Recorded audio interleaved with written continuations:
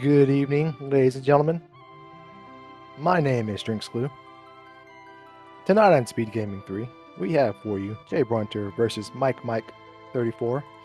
You may recognize these fine competitive gentlemen from the free enterprise community, but they are here tonight to make a name for themselves in Worlds Collide. This is they are two of our Tonic C Ultras League division runners, and tonight they have agreed to put the pedal to the metal head to head for our entertainment.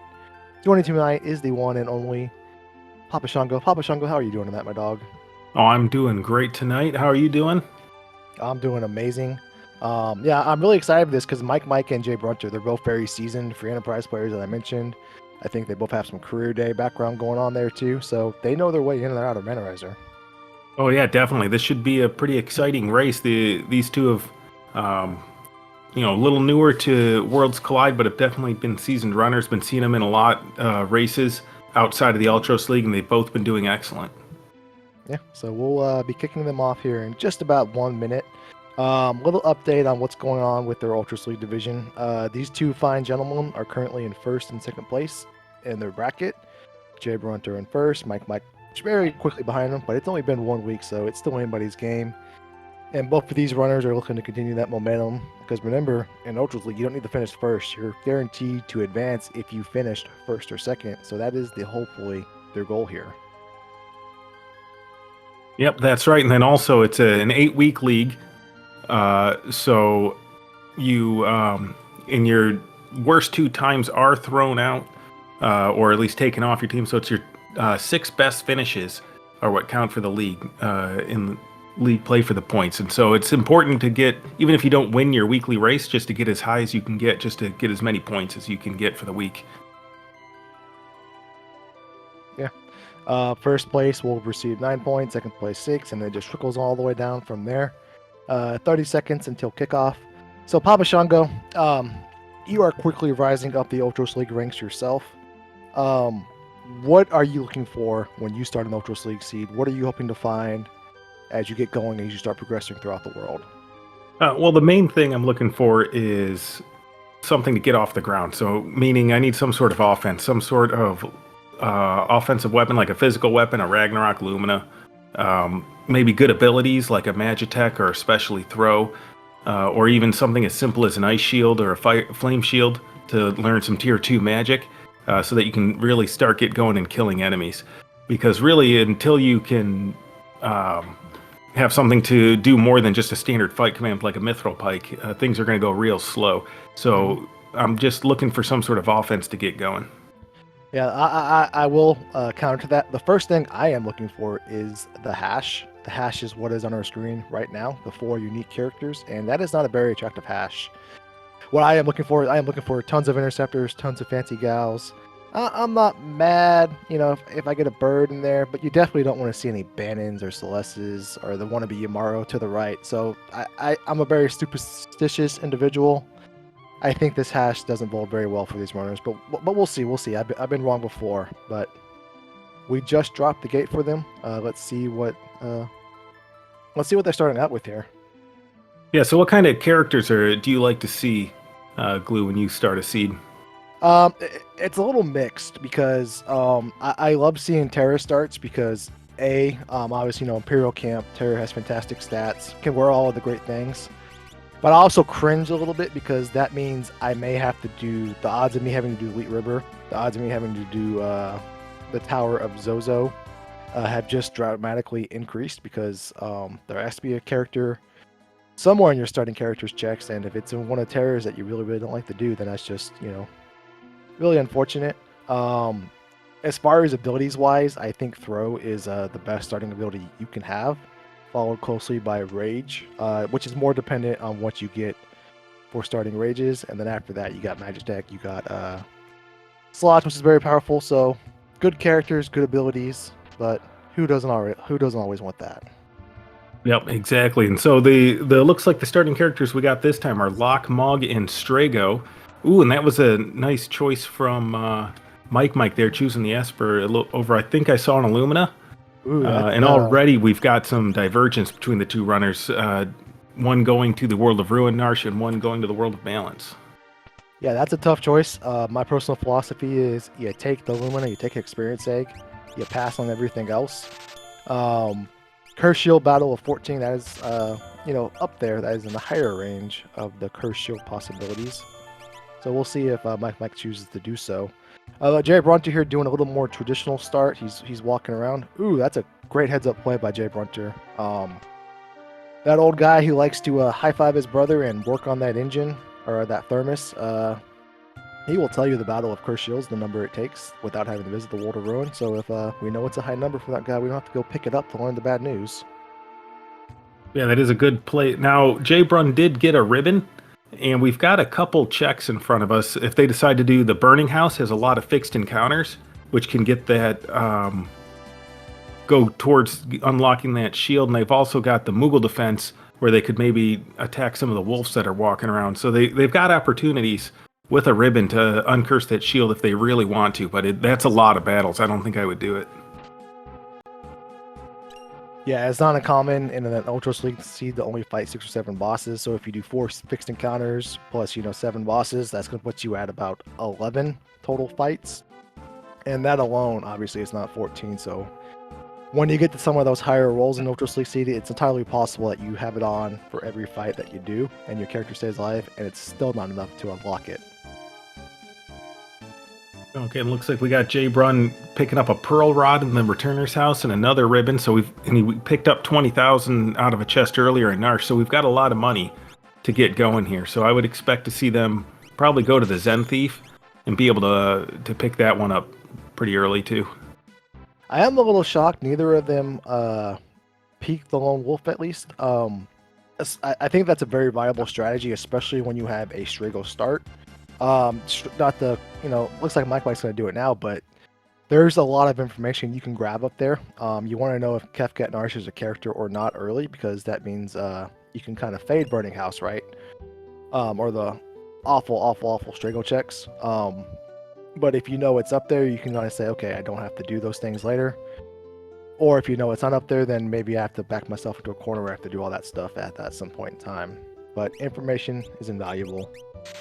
Definitely. And even more information, we saw Realm sticking out of the Umaro hidey hole there. So we know if we get Umaro, we've got a Realm we can go get right away. And Realm is an excellent character in general with her high magic power. Yeah. All right. So Mike's showing us that Kefket Narsh is not a character, but Lone Wolf can still be a character. Ooh, no character. What could this be here for Mike Papa Shango, that you would let that Imp Sprite fall off the cliff for? At this point, I'd say probably an Experience Egg would be the only thing I would let the Imp drop off for, because that Atma weapon is great for later in the game.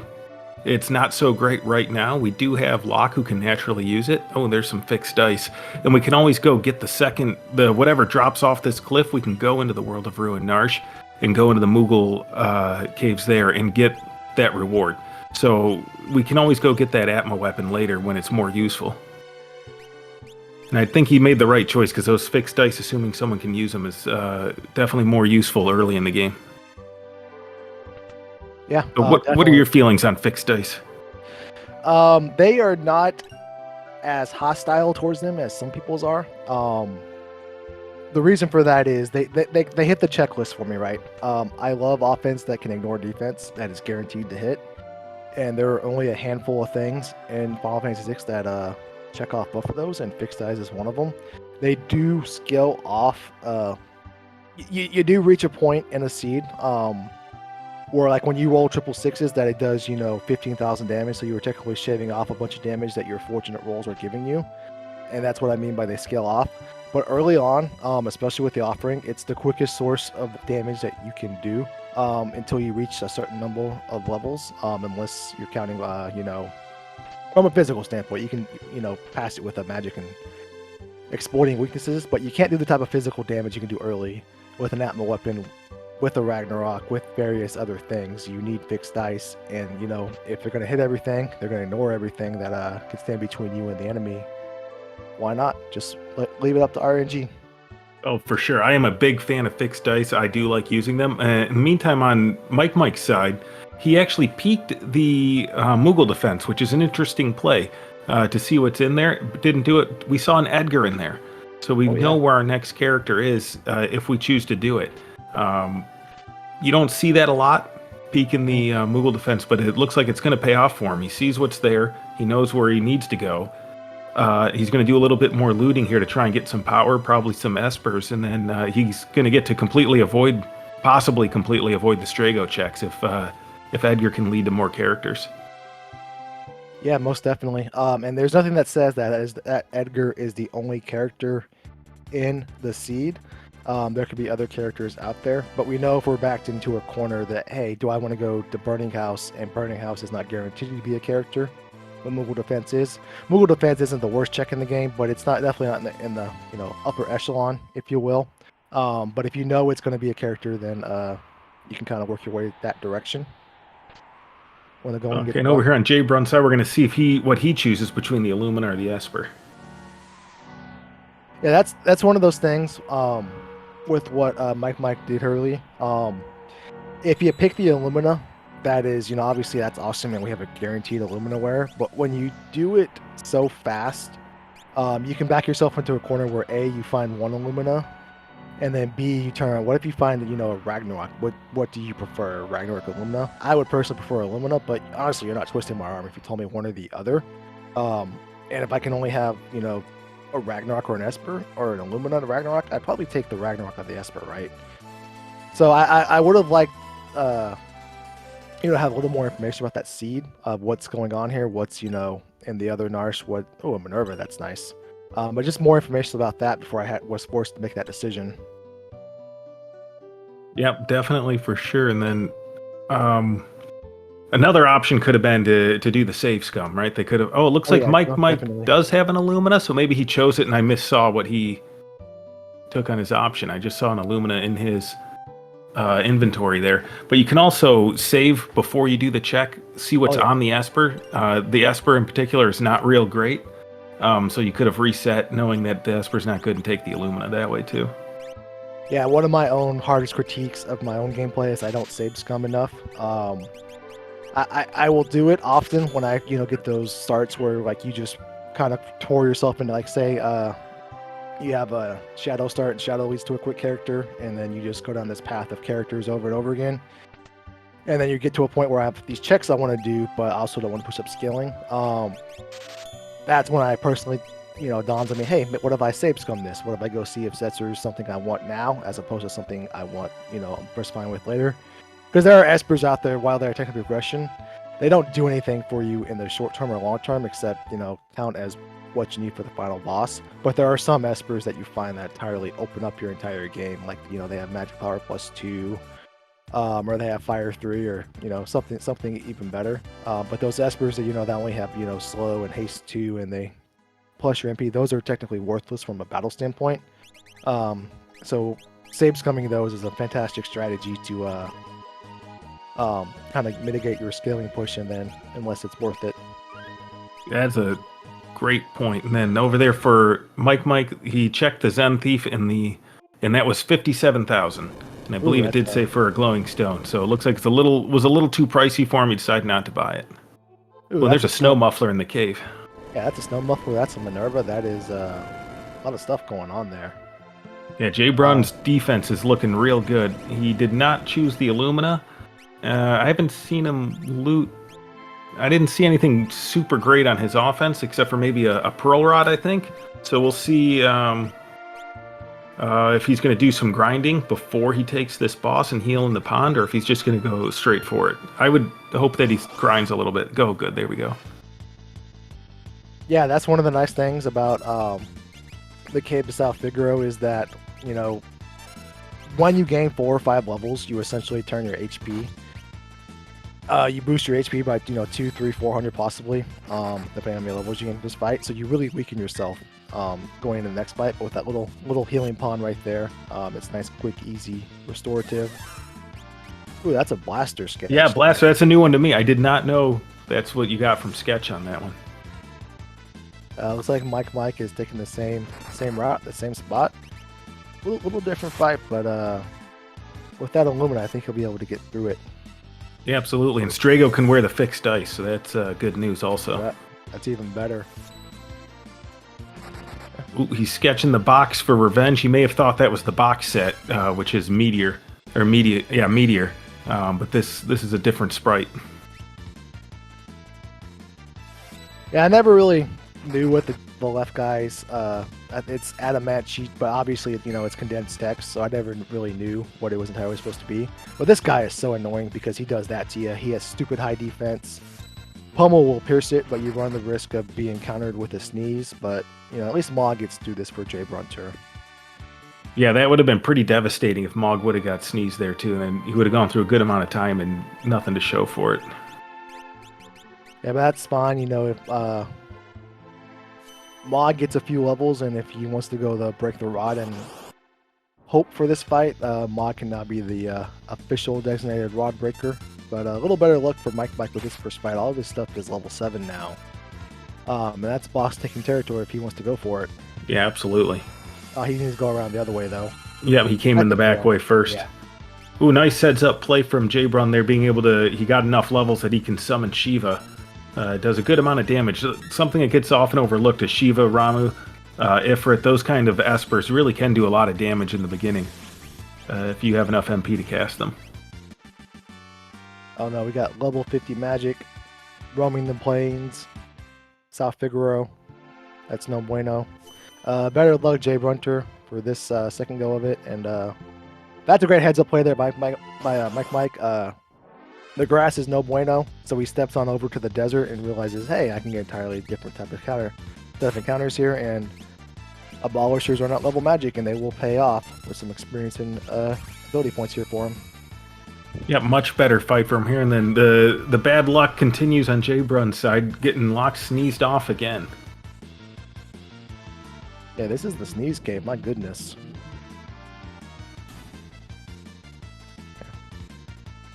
Yeah, no lock. Mog is asleep. Strago is trying to scratch Aquarake. Not going very well. Ooh. Oh no. Do we know when Jay Brunter Shade Papa Songo? I don't. I don't think he stepped out because he walked in the front side of this cave, and then walked all the way through, I believe, and then he's grinding right before the boss fight. So he's probably been a while since he saved. Yeah, definitely could be. Looks like Mike is had his fill. He's gonna go see. He's gonna get a snow muffler first, but after that, he's gonna go on through, and we'll see what these guys were walking around, hanging around next to. Was it something scary like a Magic Master, or was it a big nobody like a Tunnel Armor? For the runner's sake, I hope it's something like we can get vanilla Tunnel Armor for him. Let's go for that. Avaluma. It's the not human bad. version of Tunnel Armor. Yeah, Now, after doing some grind fights, something about the Illumina is you need some magic or MP costing ability to get its auto crit activated, and it looks like Locke does not have that. So I'm not sure. I don't think Mike took an Esper then, so he probably doesn't actually have a way to get that auto crit going right now. No, he does not. But those those procs are still very, very nice, and that's really the thing with the Illumina and also the Ragnarok. Your damage early on until you get to like level 15, 20-ish or so comes mainly from your procs, and then you have a 1 in 4 chance of proc and pearl, right? But if you can get fortunate with your procs early, that really opens it up. I think Jay Brunter just quicked himself. He did? Did he? He did. Oh no, maybe he knows something we don't. Maybe he has Gaia gear on. He must. Look at that move. Yeah. That's a great heads-up play. I love to see that. How dare us ever... I'll never doubt him again. My No, apologies. we definitely shouldn't question Jay Brun. Yeah. Well, this is a great encounter. Yeah, these crawlers are fantastic. They'll eat a quake just fine. Mike got an Esper from his dad Illuma in the cave. Like he is gonna... What's he looking for here? Well, dried meat is not what we're looking for, but we won't say no to it. I'm not sure if he has sleeping bags yet. He may be looking for sleeping bags or warp stones. I didn't see his shops. I'm not sure if he picked them up yet. All right, so Jay Brun's got, what's he, level 14? And his enemies are level 8. He's got a Pearl Rod, he's got Quake. He should be in good shape here. He should be in a fantastic shape because we know this is not a very difficult boss. Looks like Mike's going back up to Moogle Defense, and he's saying, you know what, Edgar, it's high time you join the cause, and he's gonna go grab his Edgar and put him in the party. I would have thought, I don't know if I've ever cast Quake on Data Luma and Worlds Collide, so I wasn't entirely sure if he's floating or not. You would think he was floating based on the stance he is taking there, but turns out he is not. Yeah, he definitely looks like he's doing the Liu Kang bicycle kick there. So, but yeah, apparently he's kneeling on the ground, or maybe he's sitting in a nice lounge position.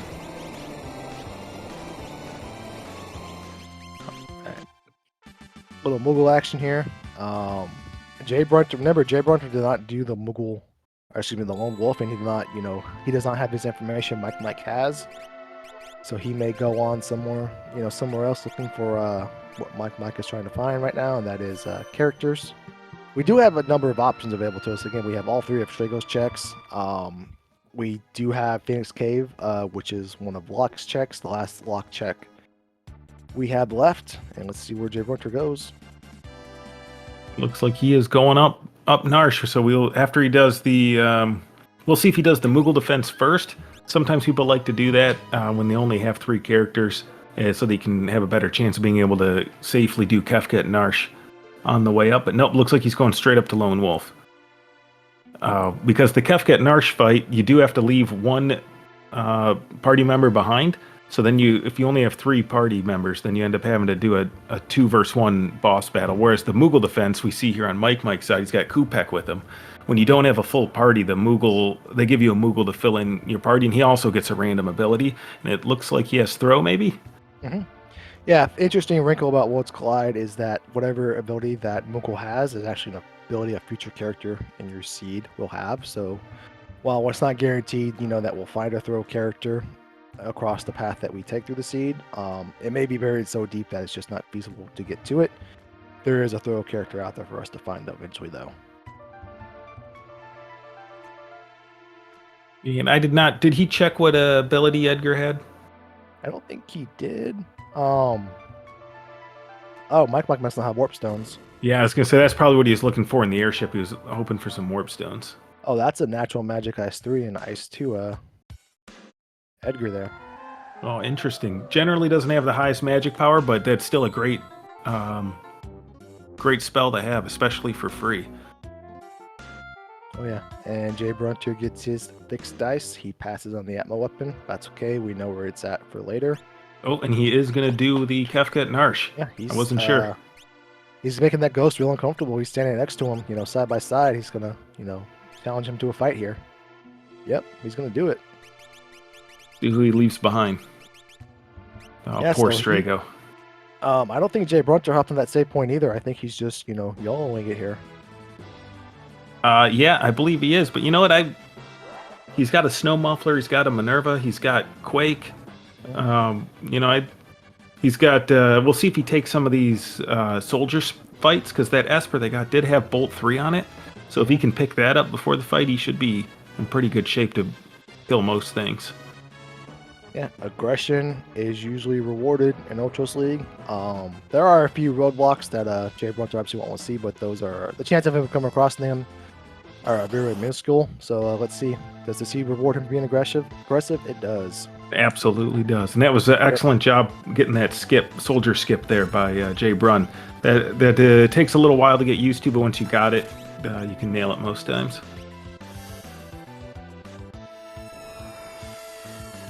All right, Shiva coming out. He's still free to Quake here if he wants, because the cranes are not floating.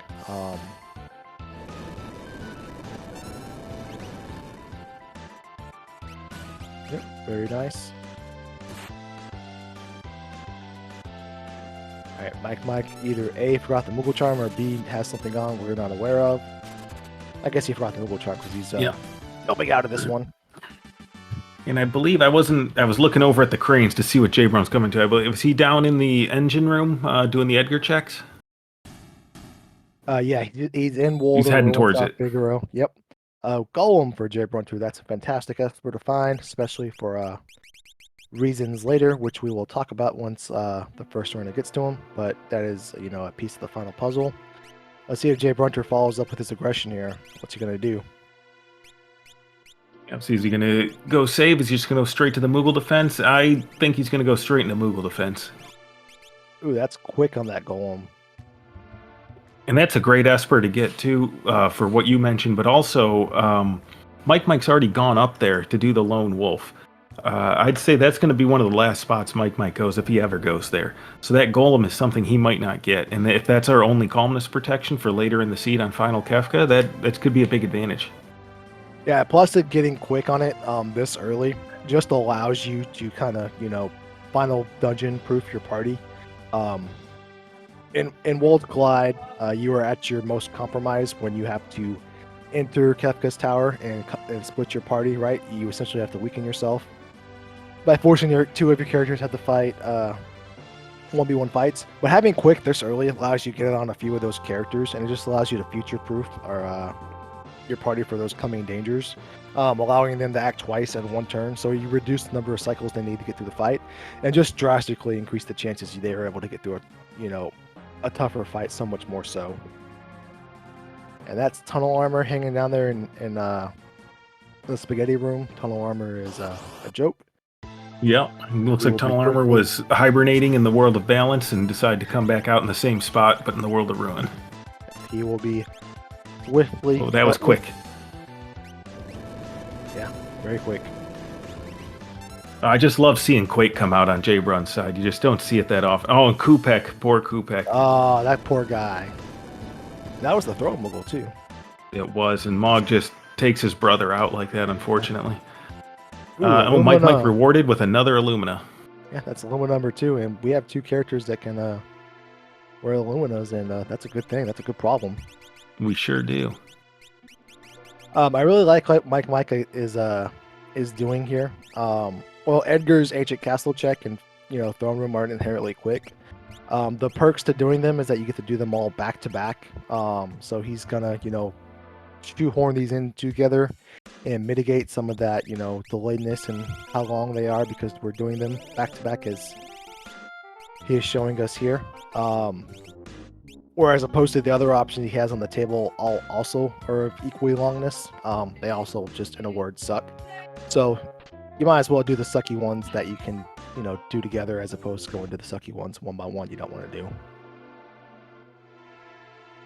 Oh yeah, absolutely. I know it's a long check, but also the way Worlds Collide works with its logic is that the phrase that gets thrown around a lot is that it's deeper than it is wide, meaning your next character is more likely to be behind your latest character. And since we just got Edgar, he's our most recent character, we're more likely to have a character at the end of his chain.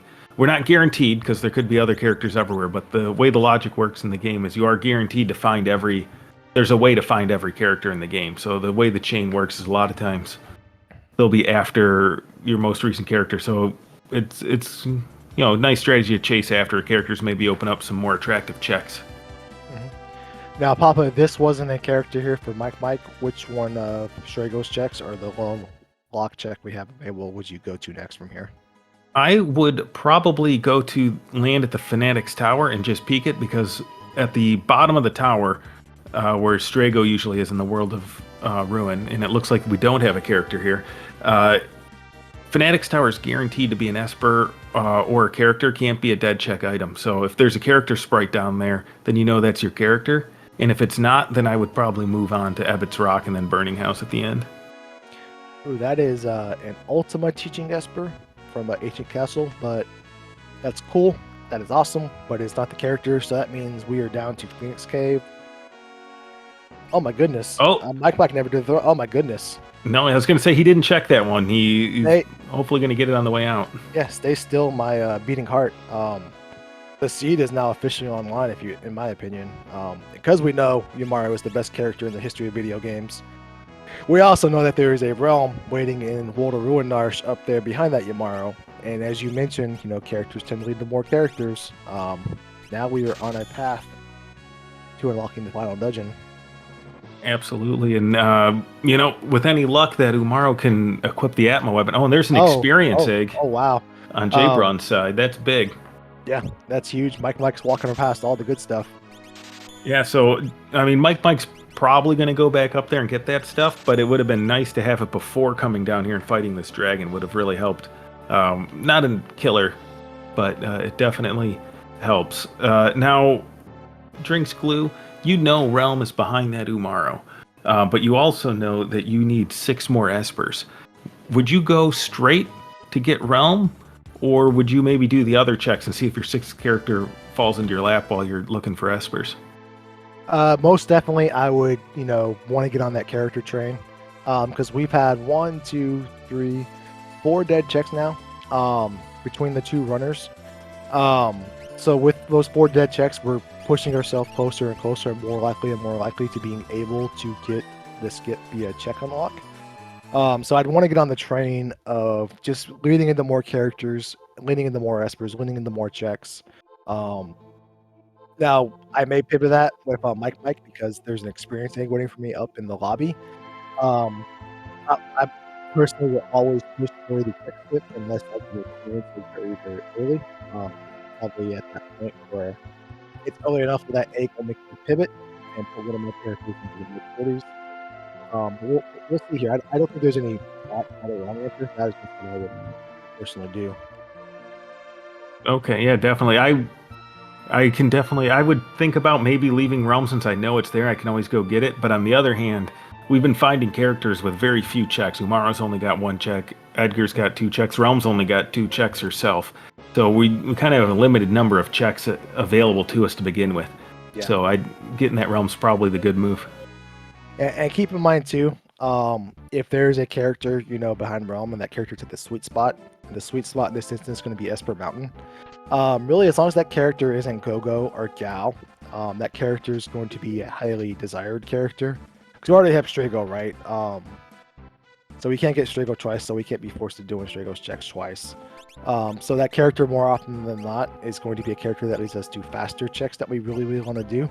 So while we may end up with 7 or 8 characters on that path, eventually it will give us enough fast checks that we can work our way through them and end up at our Esper requirements some way, somehow.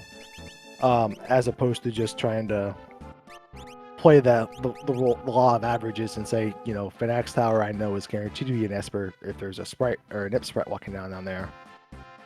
Finax Tower is really, really long. It takes you 5 minutes for 1 Esper, whereas you can probably do both of Realms checks in under 5 minutes. Yeah, absolutely. I definitely see that. So okay, so we'll see how quickly we're still quaking on Jabron's side, which is nice to see.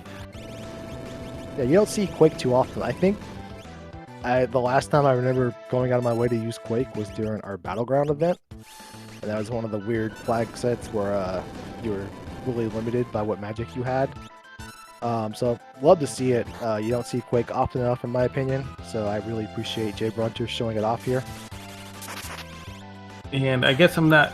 Did he really buy 4 Gaia gears? I haven't checked his equipment to see if he went out of his way to make this strategy work. Which, if he did, kudos to him because it's a great spell when you can make it work. But Yeah, now he does have Bolt 3, so he could get that going too now. Yeah, Gaia gears aren't fantastic. They're a little on the lower side from a defensive standpoint, but they're so cheap and they have such a diverse, pool of people that can wear them that I would not be opposed if you bought 1 or 2 when you came across them. If if you had a surplus amount of GP, obviously. And speaking of having surplus of GP, we see on Mike's side, he's in the World of Ruin South Figaro. He's showing off game knowledge here by having Edgar at the top of his party. If you have Edgar as your first character, your overworld sprite, in the World of Ruin South Figaro and in the Figaro Castle, World of Ruin and Balance, you get half off on all these shops. So when you do get Edgar, you do want to make sure he's in the lead when you come to these areas.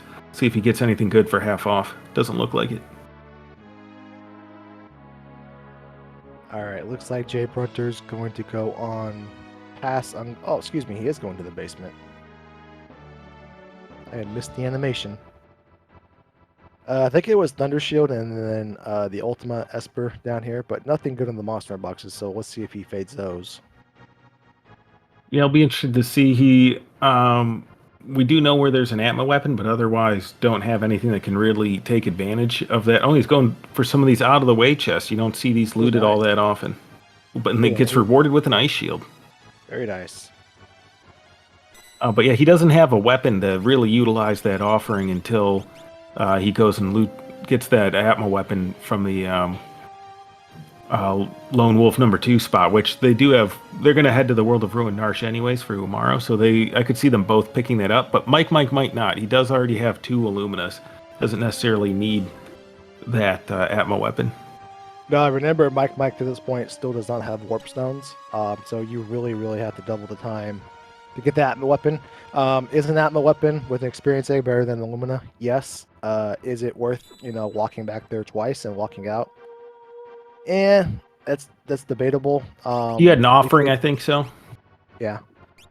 But like I'm personally, I'm a big fan of targetable offense, and that offering is not targetable offense. So it's debatable, and we could go on all night if we want to, but I could see it go either way in here, and really depending on the mood too.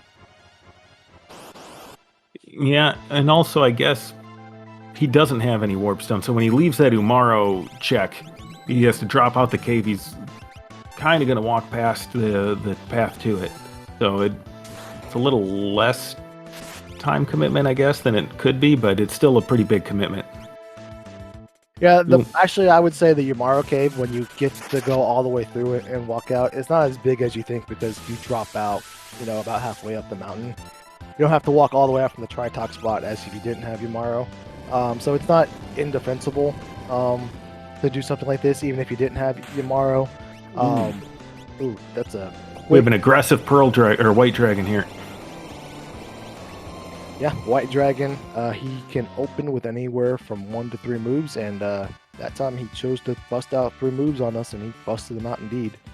Sure did. The little bit of fortune for Mike is that level ? Pearl did not hit, because that would have done quite a bit of damage to him, I think.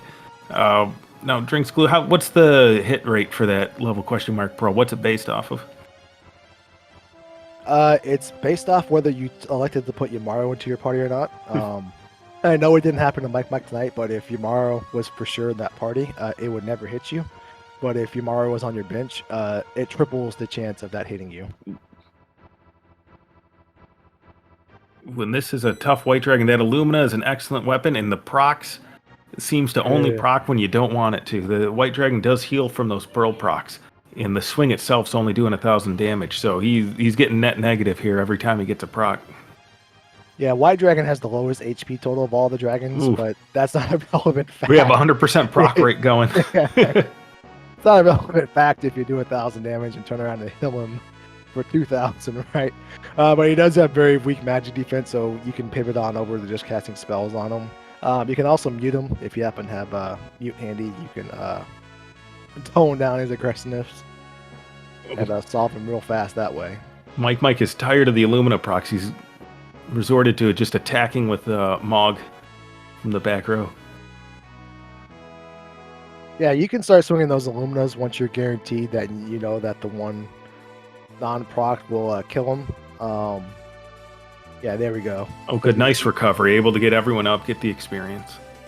Yeah, because if the physical swing actually, kills him, there's no chance of a proc because it won't bring him back to life. But great heads up play there by Mike to just whittle him down a little bit, then swing away. Thunder Shield for his troubles. Yeah, so he's got a few elemental shields. If Merton comes up, he doesn't quite have the Merton protection, but he's pretty close.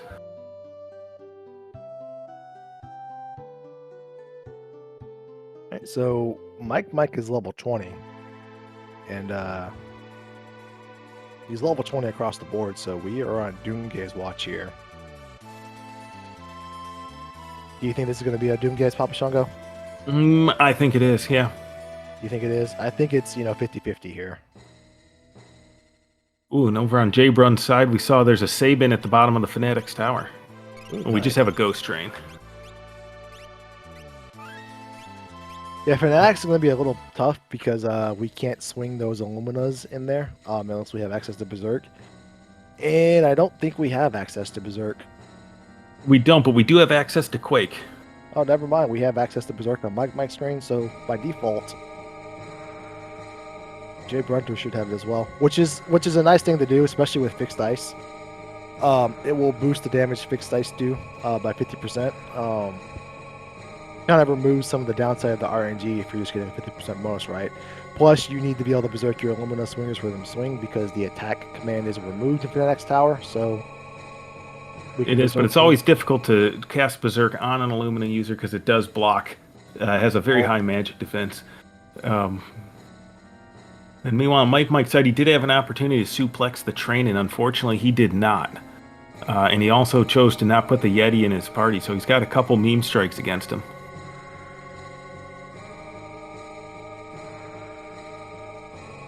And we got Jay Brun. Let's see what he gets at the top of this tower. An Atma weapon. So he does not need to go get that one if he doesn't feel the need to. He's already got one.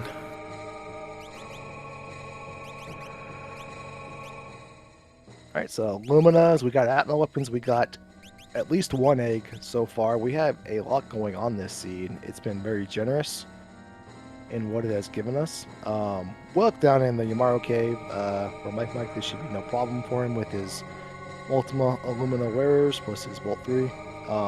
Moment of truth here for John Brownthrough because it's a long walk up here and it's a long walk back up here just as well. So hopefully this is a good boss for him. Yeah, this is always a bit nerve-wracking here. Let's see.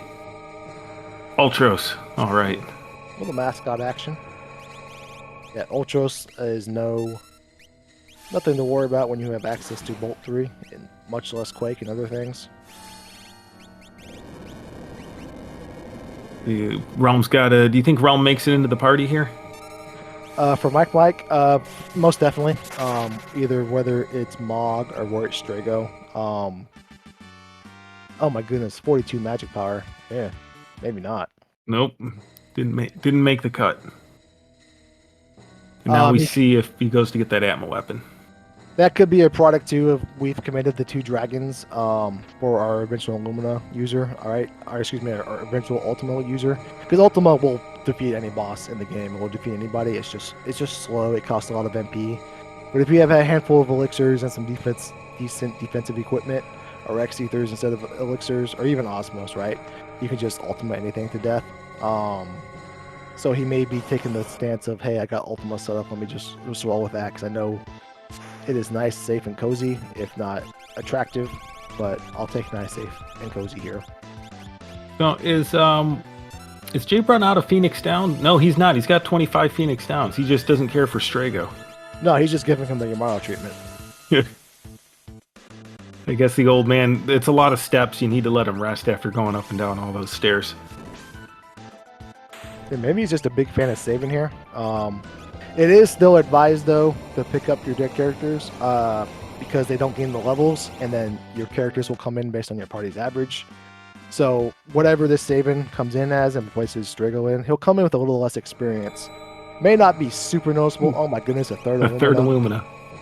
Oh my. Okay.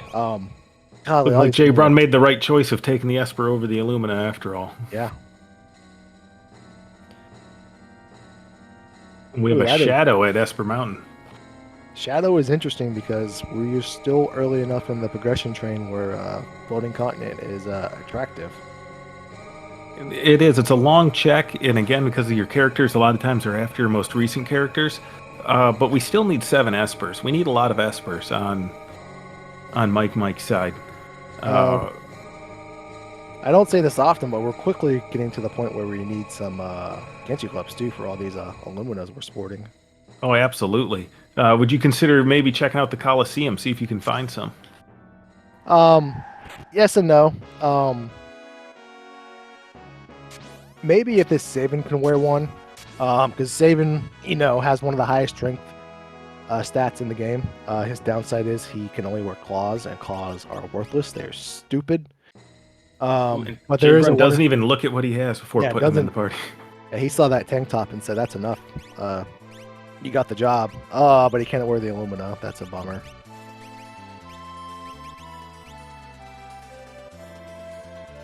And Mike getting through Funbaba at Esper Mountain there. He's a very HP heavy boss.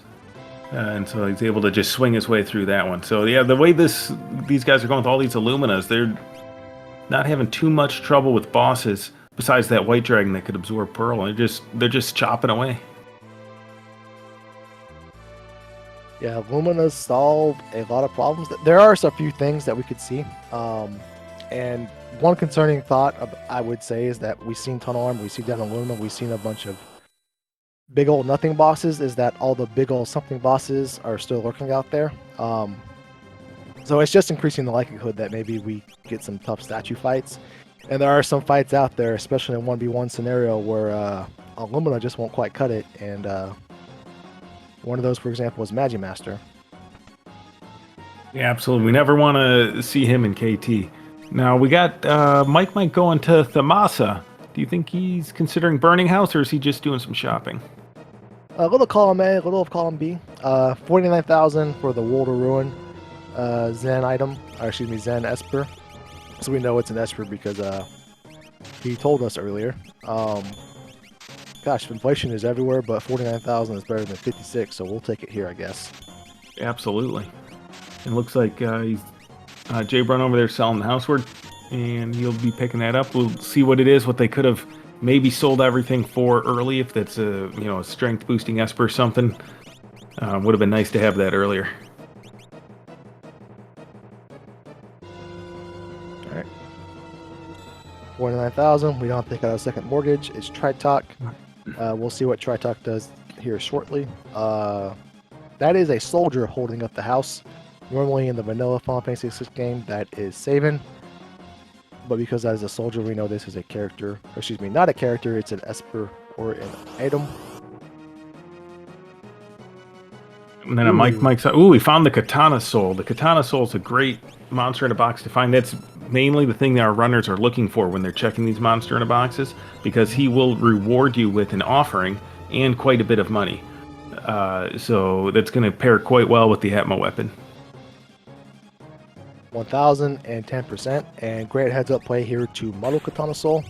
Katana Soul you cannot do instant death on, but Slayer Edge is kind of like calmness in that it's a single target instant death physical attack, and then it always hits. So he Slayer Edges himself, he takes himself down.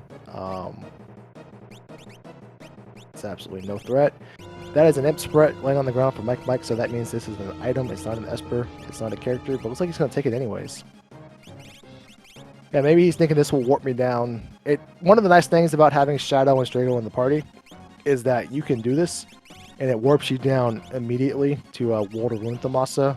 So you can chain Strago's 2 checks he has down in that part of the world together. Not ideal, but if you're going to do Strago's checks, you might as well do them when you're thrown down there. Yeah, absolutely. And then we got the Magimaster's little brother here. Whenever you see him pop up on screen, your heart drops a little bit, and then you look down and you say, oh, good, this is not the mean one. Yeah, that's a little misleading because number 24 can be a little mean sometimes. On his first attack, he can inflict overflow or use overflow, which inflicts muddle on one of your characters. And if you have a big, nice, and beefy and juicy Valiant Knife offering wearer, and you queue up an attack and overflow comes out on that character, you can very quickly pull a cloud and start trying to team kill your teammates, and that's just no bueno. So it doesn't come out often, but it's always fun when it happens. And goodness gracious, Mike just committed the greatest sin of all. He walked past Interceptor. Oh, he's going back up. Oh, he's going to find out bad news. He's going back. He heard you. He's gone. Nope. Oh no. Joker cut his stream. He's looking for him. Out of here. Cut his stream. We're done. And all that for an Aura Lance too. Unbelievable. You think you know a guy. Hey, he went back for it. I'll give him credit for that. And he did take some steps around. He searched every inch of that room looking for Interceptor, but Interceptor unfortunately has already left. I'm not buying it. There's no moral victories here. He just made the list. But he did find some Atlas armlets while he was down there, so that's some credit to him, I guess. Atlas armlets are fantastic. They boost 25% of your physical attack, and in this day and age, when RPGs, It's a big deal if you find an item in Diablo that, boosts your critical percent attacks by 3 or whatever. Minuscule gains. Atlas Armor's big 25% boost. Huge to find them there. And Jaybrun finds his warp stones. Yeah, a little too late, but we'll take them now. They can double up as some smoke bombs. Looks like Mike is going to pass on what Strego was offering, and I guess he's going to go Floating Continent. Yep. Oh, he is. Oh, he is. Definitely bold move. And it looks like Jaybrun, despite having his 6 characters already, knowing that Realm, perhaps he didn't notice when he went back and did the Lone Wolf check, knowing that Realm's behind Umaro and not needing another character is going for it anyways, despite having a lot of Sabin checks in front of him. So we'll see if this ends up working out or not. Ooh, these... On Mike's side, these are not pushover enemies. It's not as evil as the Sky Base, but they can come out with some high damage attacks right away. But we have Bolt 3, it's not a problem. No problem whatsoever. We're really past this point of the seed for both of these guys, where unless it's, a handful of the really, really scary forced encounters like Doom Dragons, which can fall in one ya, or Entangle, which for some reason we decided to run away from it and we want to, take it down. Those are the threats to us, but things like this are just going to add to our experience total. Yep, and this is a great encounter. This gives a lot of experience on Mike's side. We have a physical-based offense, and so levels are definitely the best way to scale your offense in general in Worlds Collide, but particularly physical attacks scale off level even more than magic. And it looks like on Jaybrun's side, we're still rocking the Gaia gear and using Quake. I guess if it's not broke, don't fix it. Yeah, he is committed to it. Kudos to him. It's such a cool spell too. I think this animation is second only to Ultima. Maybe Grand Train, depending on how you feel about Grand Train. But Grand Train is essentially I guess Dark Matter is the reused Grand Train. Because wouldn't Grand Train came first, but just nitpicking there. Cool ability. Top 5. Definitely, and it's kind of he's using it as almost like a mini Merton, right? Because he casts it, it damages the enemies, it heals his party, so it's a really safe, fun spell, interesting spell, powerful spell to use. You just don't get to do it that often. Ooh, and here he is on Mike's side. Oh, but this is fine because we have access to Berserk. Mike knows the business. He knows Magi Master's one little tickle point. You cast Berserk on him, and all of the nasty things about him go away. You still can't eliminate him because you can't pierce that high defense, but these Pearl procs now, he will not trigger wall change. So he is free to cast all the spells he could ever want, and they will all damage him now. Yep, great heads up play to be able to have that. And yeah, this magic, even though he does have the high defense, his magic defense is very low. And so this shouldn't be much of an issue. Nope, not at all. Magi Master still has, beefy amount of HP. Not the beefiest, but not the... nothing to scoff about. But down he goes. Very fortunate. Magi Master is one of those things where if you find a Berserk Esper, you can be a little bit more aggressive in your seed. Because he's such a huge wall and he's always lurking. Even Doomgaze, technically is a threat, but Doomgaze is only a threat, 1 out of 5 times, right? Your levels have to create the threat for you. But Magi Master, you can either beat him or you can't. And to be able to find him when you're in a position when you can work through him so quickly is just a huge boon. And very fortunate there for Mike, and you love to see it. Oh yeah, absolutely. And then we have one of our more annoying bosses, or can be, on Rexol here. But he's very weak to physical attacks, and that's what our party is good at. So in this particular case, no problem.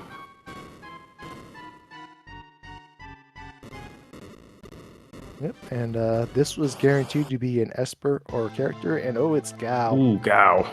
Yeah. Mr. Thou will be character 8 for Mike, so he just needs 1 more for the skip, but we do need 5 more Espers to unlock the Promised Land. Yeah, and Gao is an interesting, not a great character to see late. He's got 2 checks. He's got the Velt dried meat check, and he's got the Serpent Trench. They're both not great late game checks because the way the Velt works is all these random encounters and even that white dragon we fought before can show up on the Velt. If before you do any encounters, the only thing that can be is a Lobo. But now all these random encounters, including that white dragon, can show up there. And so you can have some longer fights that don't reward experience on the Velt. And you could just be there for a long time. The flip side of that, though, is it is guaranteed progression. So it will be a character or an Esper. Hey, I'm just stepping in quickly to let you guys know JBrun is on 17 checks and Mike is on 15. Oh, great. Thank you. But yeah, so the Serpent Trench is kind of a long grindy check. There's a lot of fixed encounters in it. Great for experience, but it's not the fastest.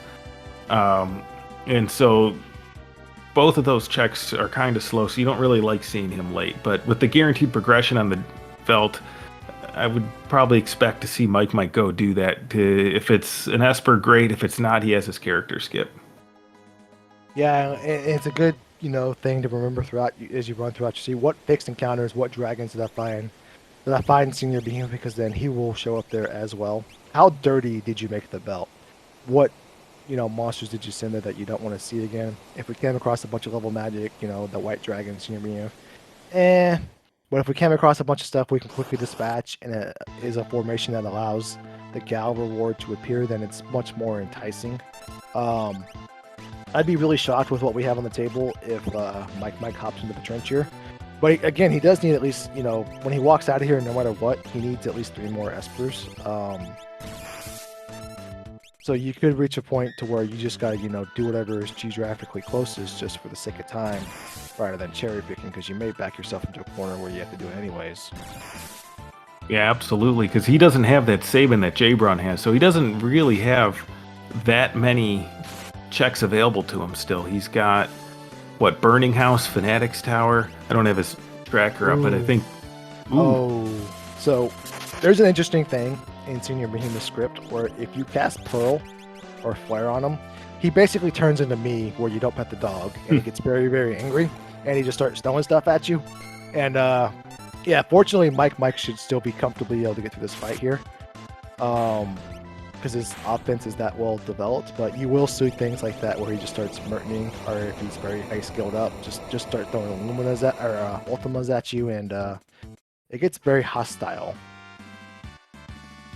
Yeah, you absolutely can. And then Mike showing good game knowledge, knowing that Phase 2 of Senior Behemoth here, or Sriracha Behemoth, whatever you want the SR to stand for, is vulnerable to instant death. And then what we were just talking about with the Velt earlier, this is now going to dirty up his Velt a little bit more, because this guy can appear there. Yeah, but this reward can be an Esper or an item. It will not be a character. For Mike's sake, we hope it is an Esper. And then he has one more. Oh my goodness, it's an ice shield. Cyan. Oh, that Cyan is very nice. Very, very nice.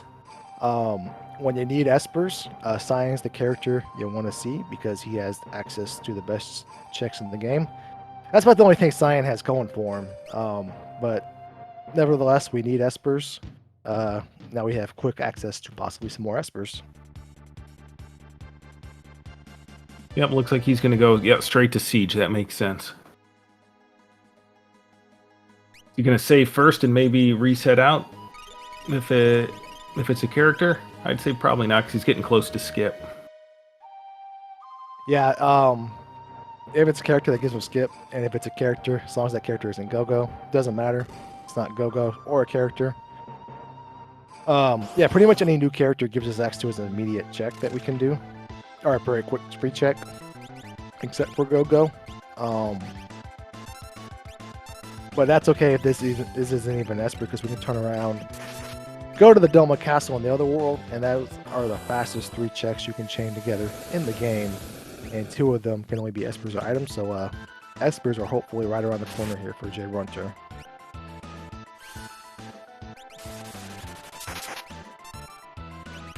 Ooh, there we go, and some good, got through that Ifrit, no problem. I think we're also at the point here where Jay Brunter may want to put that. I know he has access to 2 snow mufflers and a Minerva. He may be at the point where the Quake novelty has worn off, and he wants to possibly put those game-breaking defensive equipment on and transition away from ever doing that quick again. As cool as it was, I think that's the move here, if not soon. Yeah, definitely. Although he did get Torado, which is another Earth spell that we can add to our repertoire here and really lean into the Earth magic. Although it doesn't hurt yourself. All right, for Mike, at the end of Floating Continent is a Argus and some teddy bears, and Illuminas are a great solution to this threat. He is on and through with no problem whatsoever. Alright, see where Jay Brunter goes next year. He needs one more Esper, one more character possibly for a skip. If he doesn't find one more character, he's very much in the neighborhood where he can very quickly get his skip through the number of checks he has acquired so far. It looks like Mike just got his character skip. I looked away for a second. I didn't see which character he got on the Floating Continent. But it looks like he got another character because we get the skip before we get the unlock, which is never a great feeling. I like this move from Jay Brunter here. There's nothing that says this can be an Esper or not be an Esper or an item or can't be a character. But it is at worst, 2 checks. And this should be check number 20 and 21 for him. So that means he just, if he guesses wrong here and he guesses right the next time, that means he ends up with his requirements and 22 checks at the same time. So he really, really needs stuff to go sideways for him for this not to be a smart decision. Yeah, and then on Mike said we're searching the sky, so it looks like we got Setzer. He picked up Siren from the Coalition Inn, which is a great Esper to have because I don't believe we've had access to Mute yet. Search the Skies is a great Esper or item only check, and then so he's starting to move along and pick up some Espers quickly here, assuming this one's not dead. Now, Drinks Glue, would you consider, even though you've already been up there, you did peek, Mike did peek Kefka at Narsh. He saw that it was not a character. Would you consider going up there at this point? Absolutely not. Because there's nothing that's, guarantees it to be an Esper. No, I think the only way I'd go back up there is like I had got it, it's an Esper, and I died and lost that progress. Because it's Kefka at Narsh is obviously going to be longer for you to finish than Burning House. So if you're going to go that route, you might as well do, some of Strago's checks, the longest check in the game. You might as well go that route instead. Yeah, that makes sense. And then Joker Mage letting us know that Jay Brun apparently does have access to Mute because he did mute the White Dragon. We just missed it, I guess.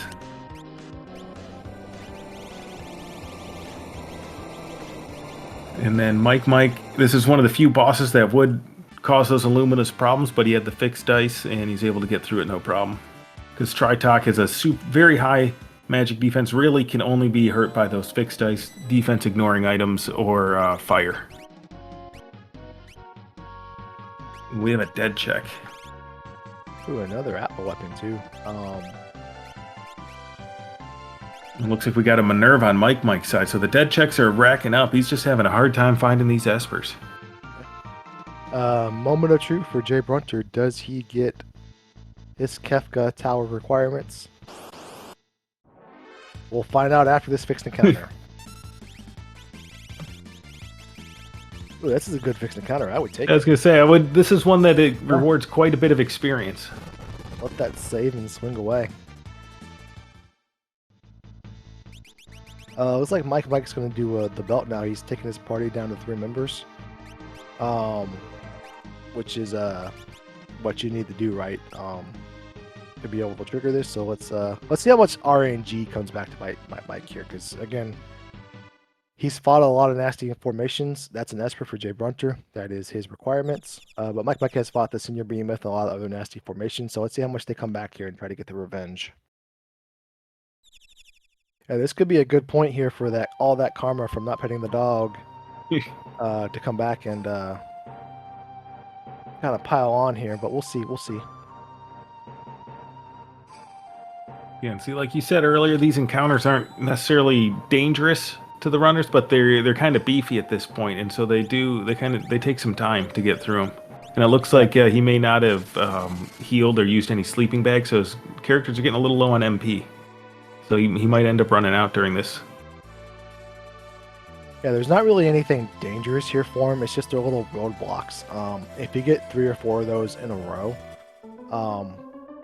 you just create a scenario where those 3 and 4 time you have to spend finding these spikes, you don't get any experience from. It's just time wasted, and eventually they add up to the time that it takes to do another check you could have done. Yeah, absolutely. And then meanwhile, on Jbrun's side, he is at 21 checks. So doing this Opera Dragon here should give him his 22 check skip. And then he's going to be dropping right in on those switches at a decent pace here. Pretty good pace. He's going to be dropping into the tower right around, what, 103-ish? Ooh, he is invisible here, so this North Cross, I believe, is going to hit. Yep, it's going to...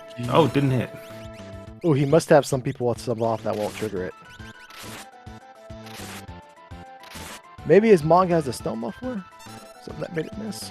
Yeah, maybe he switched off those Gaia gears. And meanwhile, on Mike's side, an unfortunate pincer attack because... and he looks like he accidentally attacked himself there. And no, they're up in the air. The reward cannot appear off this formation. And so, oh, he's able to run away. Good game knowledge there, being able to run away once you eliminate, I guess, one side. Must be how it works. All right, so Mike is 0 for 3 on his belt attempts. Can he make it 1 for 4? Ooh, and a Genji glove. That is a great final item to get. That is an amazing final item. Is he going to quad Atma weapon here? He is. I think I would see if Saban could wear that snow muffler then. Yeah, when we get the senior behemoth on Mike's side. All right, so Mike, temp number 4 was the lucky one. He's got a soldier sprite here, so that means after he delivers the dried meat, it will be an Esper for his troubles. He now just needs 3 more. Jay Bruncher going to do a little more shopping, I guess, before... maybe he saw a Mega Elixir or something that he wants to get his hands on. And he must have seen something at half off for Edgar here. Yeah, maybe he downloaded the Figaro Castle item shop app, and they had a promo code going on. And that's what he wants to take advantage of.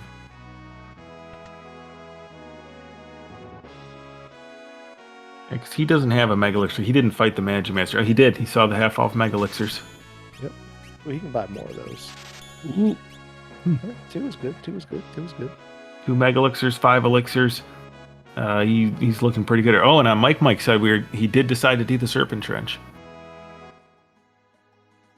I see. This makes sense. He really, since he didn't get that Saban, he doesn't have that many checks in front of him, and looks like he's probably hoping to avoid doing the Strago checks.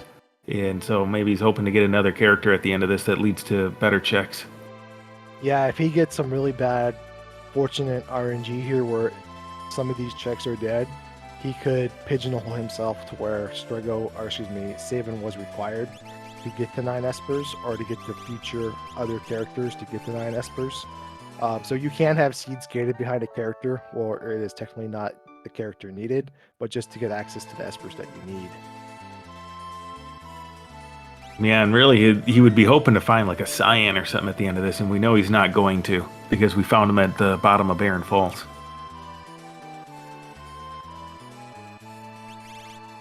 Alright, so let's see what Jbrun does with his party composition here. The middle lane is going to attack the Guardian spot and one of the statues, and the other 2 lanes just attack 1 statue each. So, let's see how he splits it up. How would you split your party up, Glue? His Atma weapon the Atma weapon wear for me would go up the middle because that individual will benefit the most from the 2 fights, assuming they give experience. Because Atma weapons, like from level 1 to level 30, level 3 like level 30, Atma weapon will barely tick up, right? That's around the point when you start getting around to 1,000 a swing. But going from level 40 to level 45, the damage just escalates so fast. So even if you only gain 1 or 2 levels from a fight, the fact that your Atma weapon wearer is swinging 4 times with it means they'll get that incremental damage 4 times. And if it's a really, really good fight, 1, they're your safest character because they can hit everything with that Atma offering. But if it's a really, really experienced, dense fight, and they gain 2 to 3 levels, then it's obviously the more the better. Yeah, I tend to agree with you. And then, but he's Octo slashing away with Sabin, which is definitely very powerful. Ooh, here comes no. Quick. Let's see if he still has the Oh, Gaia no. gear on. Yeah, a little taste of his own medicine there, huh? Ooh, and Sabin still has it on. That's good. Just heals him and makes him stronger with that max HP. When Cyan's dancing. Yeah, Atma will absorb every element but the big three. The big three are fire, ice, and bolt. So any poison, any wind, any pearl, anything else, he will go ahead and heal him. But, you know, what won't heal him is those Atma swings, and the Atma takes down the Atma. Yep, I've found most things in the game are weak to an Atma swing. Yeah, except for Tanger. Yeah, except for that guy. That guy is a jerk. No one likes him, though. We don't invite him. Well, we're all mean to him, so that's why he doesn't show his face. But I'm sure he's a nice guy once you get to know him. Yeah, he's just a little shy, right? Likes to hide. We need to get him to come out of his shell. All right, Mike will get a little heads up here on what this is or isn't. The tombstone will be inscribed with what the reward is, and it is Zone Seek. Last I checked, that is an Esper, so that means that will be Esper 8 number here. If Mike doesn't want to do some more checks, he is relatively close to the auction house. And in Ultrasly, there can be 1 Esper in the auction house, so that could be his path to 9 Espers. It does look like Mike may have forgotten to reform his party, though. He's down to 3 characters. He should get through the fight no problem, but just going to lose out on some experience for his 4th member. Alright, Inferno being a little spicy here, but when you have when you fight Inferno on the side with your 2 party members, you're usually fine. It's when you get him 1v1 that it gets a little hairy, because he does a thing called Delta Hit. That is not based on an ATB, but it's based on an in-game timer of 30 seconds. And we'll never know now because he is quickly dispatched by some Luminous Wing. So Jay Brunter is halfway through his tower fights.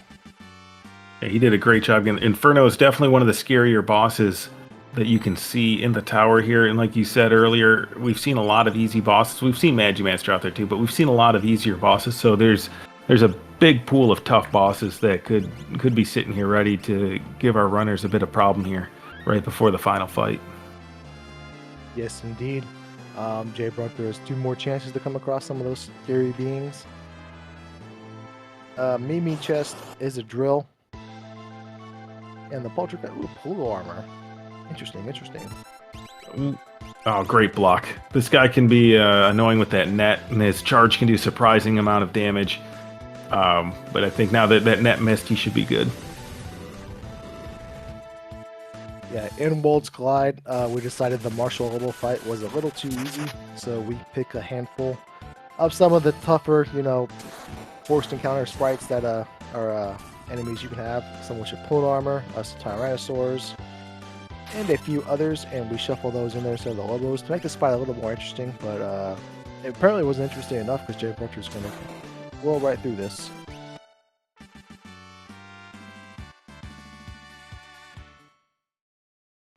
Mike is on the hunt for his last Esper, going into Ebbett's Rock. Never a great feeling, but Strega was one of his original characters, so it does make sense to go back and start doing these at this point.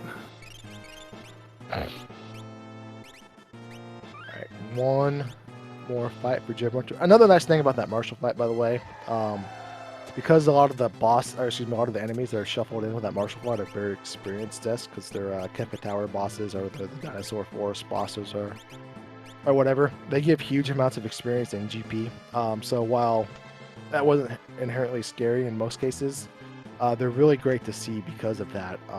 If you haven't done Zen Thief yet and you fight them later on, they're essentially going to give you enough money to go buy Zen Thief right without having to sell anything. So.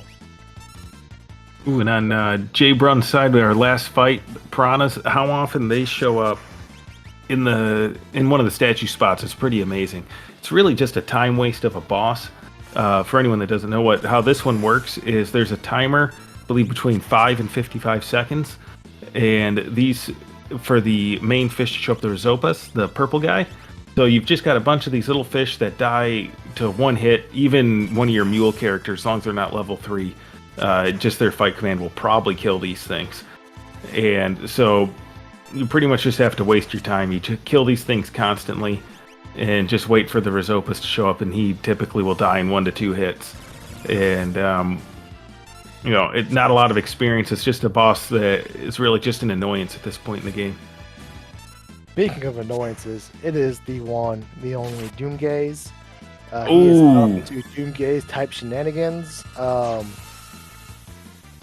And it looks like Mike was aware. I think he cast that Life 2 before the Doom even came down. So it's a good thing he left that Mog out of the party earlier. Otherwise, they would have all been on level 5. So I guess that was just a calculated move on his part. Yeah, most definitely. Really fortunate. A, to have Life 2. B, to have one character be able to stand through this.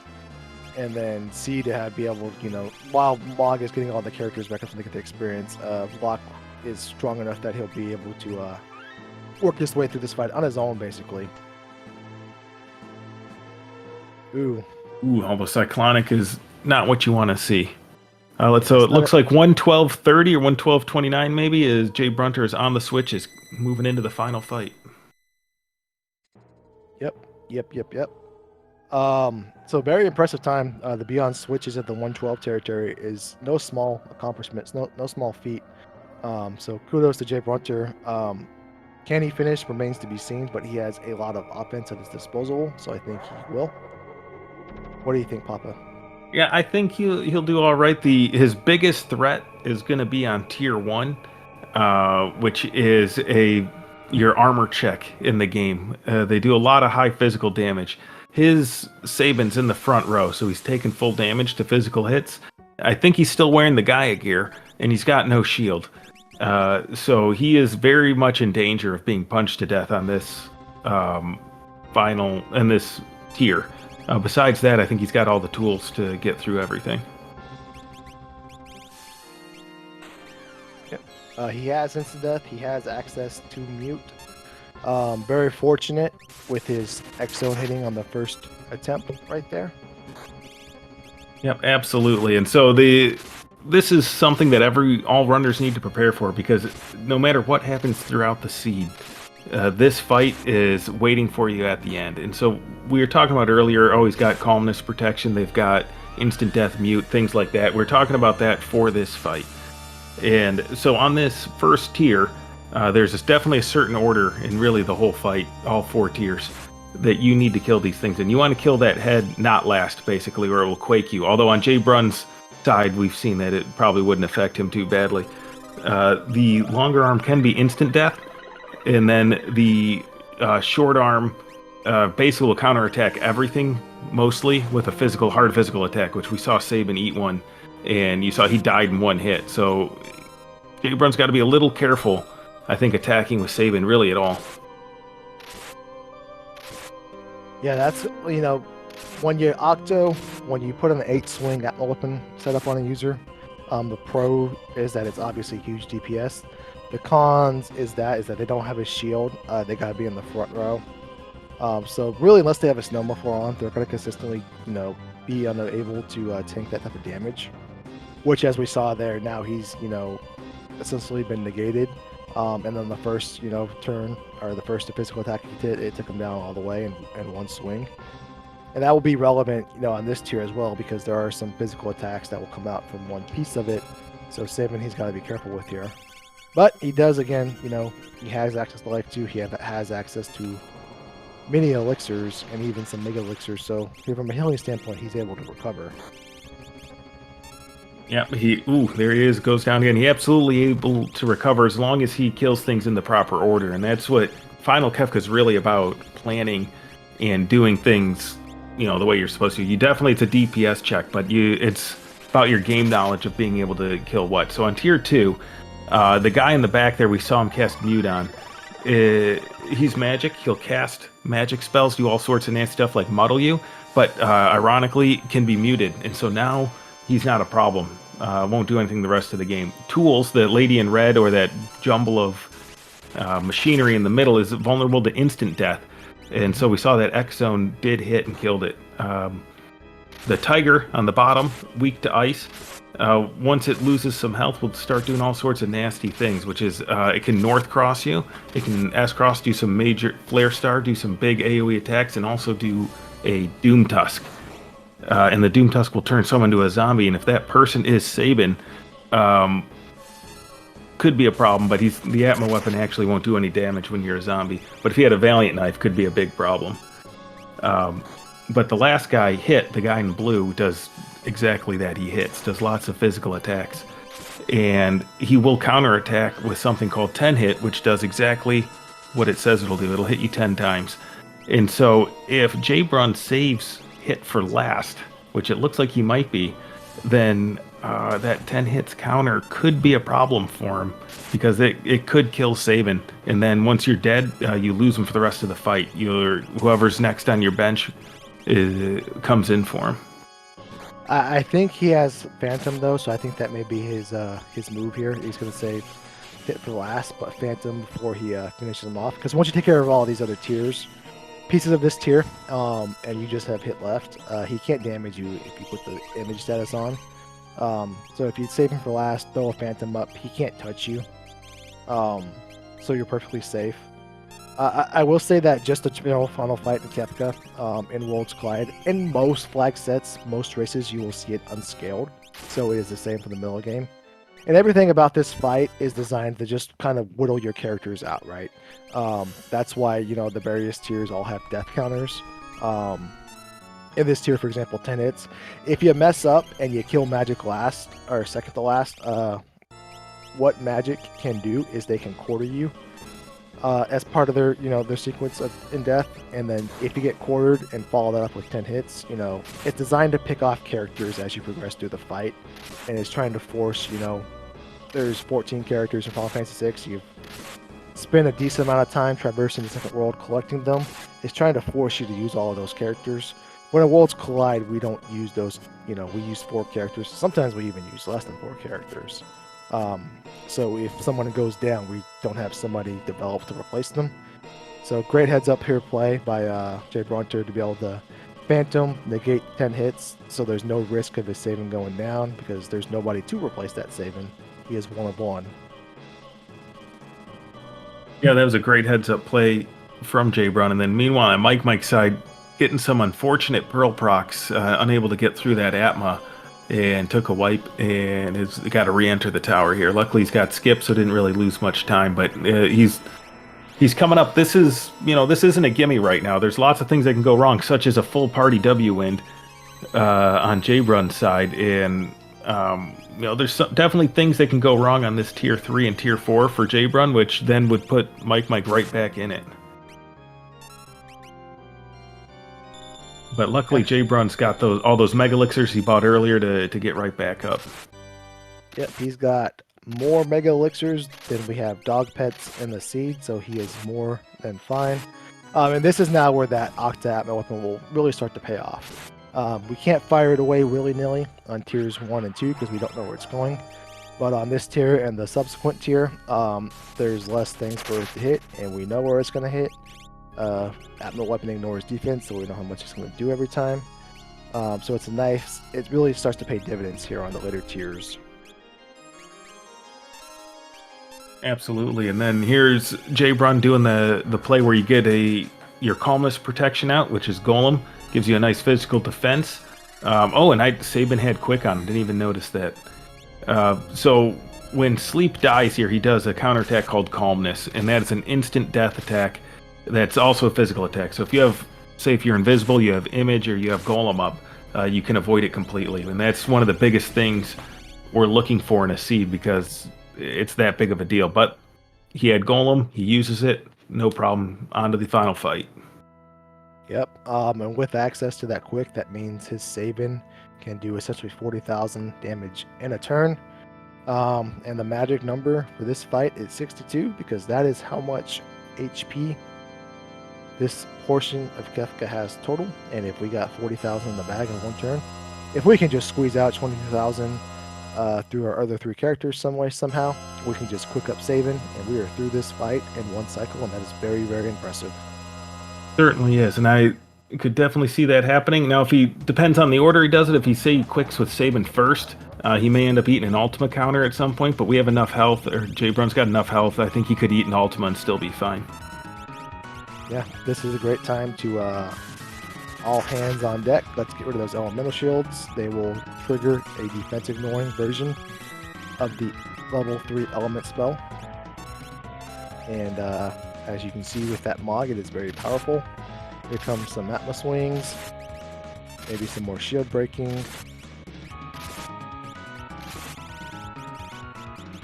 I like what I'm seeing out of Jay Brun here, using his time efficiently while Saban was swinging, going through his menu on his other characters, preemptively unequipping those shields and getting ready to throw them.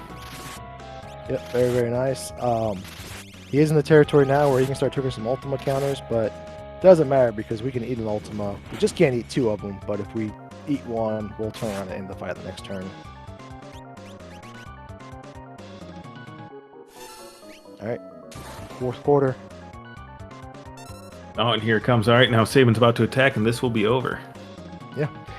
Ultima counters don't matter during the Goner charge phase because he will not counter in this phase. He gives you a big Q warning that now is the time to strike, and Jay Brunter is striking. Yep, and GG Jay Brunter. 1:22:38 is the official time for Jay Brunter. GG's in the chat. Very impressive performance all around. Very, very well done. Yeah, as you can see, 1:22:40, or excuse me, 1:22:38 is the special time of the race stream, and then we got a little different time on screen. But Mike is still working his way through the Kefka's Tower, so very thorough, very impressive performance tonight.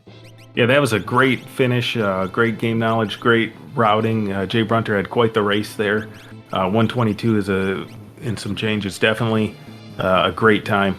I'd love to see it. And turning our attention back to Mike. One more fight for him, just a Piranha fight, which will be really no threat to him. And then after he works his way through this fight, he too will be on the exact same fight Jay Brunter just went through, the final captain fight. Yeah, and I expect him to get through that fight. Maybe not quite as fast because I don't believe he's got the Genji glove, but he's plenty powerful enough. Lots of levels. He's had a bit of a couple stumbles, some unfortunate proc luck in battles there, but he's strong enough. Hopefully, he'll have no problems on this one. Yeah, he's rebounded nicely from some of the mistakes he's made. I really liked his aggression early when he was going down there, peeking the Edgar. He had access to the 4th character faster than Jay Brunter, but unfortunately Jay Brunter acquired all those espers from the other route, which is through the Saban, whereas the path Mike went on, there was a lot more dead checks out there. So they ended up, completing, I think at the check count Joker gave us earlier, they were 1 apart. So you can see they're working their way through checks, but his checks unfortunately didn't pay off. Give him espers like Jay Brunter's had. Yeah, and that's just the way the game works sometimes. He didn't do anything inherently wrong. It just was unfortunately not the fastest choices, but there's nothing wrong with the choices he did. It's just they didn't pan out for him. I did really like getting the Illumina in the beginning of the game, but it turns out there were plenty of Illuminas and swords out there, and may have wanted to get that Esper, may be regretting that choice at this point, but there's really no way to know that at the beginning. Yep. All right, Mike is through. He is on to his final fight, which again is unscaled, so this is unchanged from the vanilla game, and is the one constant every Ultra League runner and most Worlds Collide runners will come across. And remember, The Golem Esper was the reward for doing Kefka and Arsh, which Mike did not do. Only Jay Brunter did, so he will have a few less pieces to the puzzle than his counterpart did tonight. Yeah, hopefully they did such different routes, but they did do a lot of overlap. I didn't notice if Mike has Phantom or not. I believe he does, and then Phantom, is perfectly fine for calmness protection, as long as you can do huge DPS in one turn. Because anything that comes out that damages you from a magic attack will remove the banished status. And one of those things that can happen, and happens quite often, is the Meteo counter, or just Meteo acting in general as one of Sleep's turns. But if you're able to do huge amounts of damage in one turn, whether it be through quick or just do an offering type setup, you are able to mitigate that scenario from happening. Yeah, and then also I believe the offering was in the collapsing house, which was behind Sabin, which Mike might never got. So, but I believe he does have quick, so hopefully he's able to get bypass that Meteo phase. Yeah, if you cast Phantom and then you cast Quick, obviously if you cast Phantom and you cast Quick, obviously you're casting Quick, and that's a spell that connects on your character. So you're taking advantage off one of your characters. But with his Locker Edgar, they're both doing respectable amounts of damage.